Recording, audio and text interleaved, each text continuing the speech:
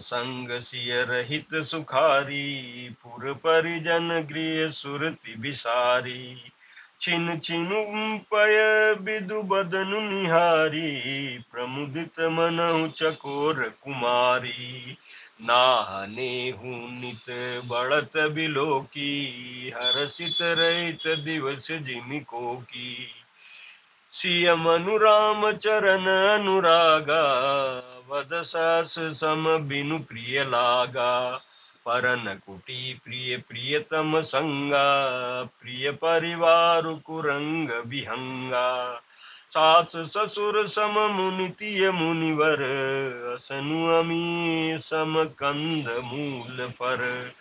नाथ साथ साथरी सुहाई, मयन शयन सय सम सुखदाई।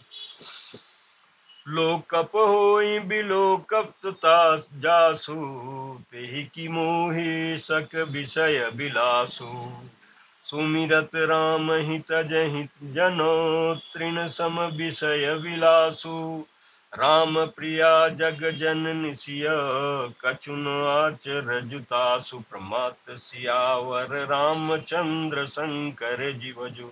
अयोध्या कांड दोहा 140। इस चौपाई के प्रसंग में तुलसीदास जी कहते हैं, श्री रामचंद्र जी के साथ सीता जी अयोध्यापुर कुटुंब के लोग और घर की याद भूल कर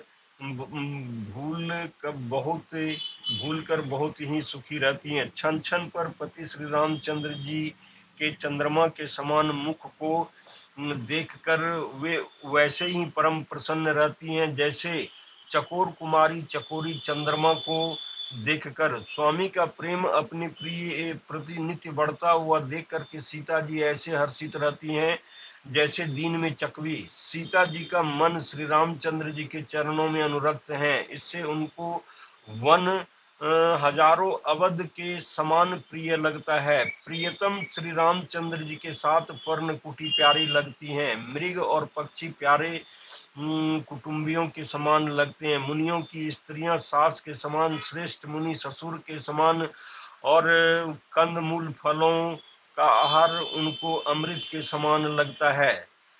स्वामी के साथ सुंदर साथरी कुश और पत्तों की सेज सैकड़ों कामदेव की सेजों के समान सुख देने वाली है, जिनके कृपा पूर्वक देखने मात्र से जीव लोकपाल हो जाते हैं।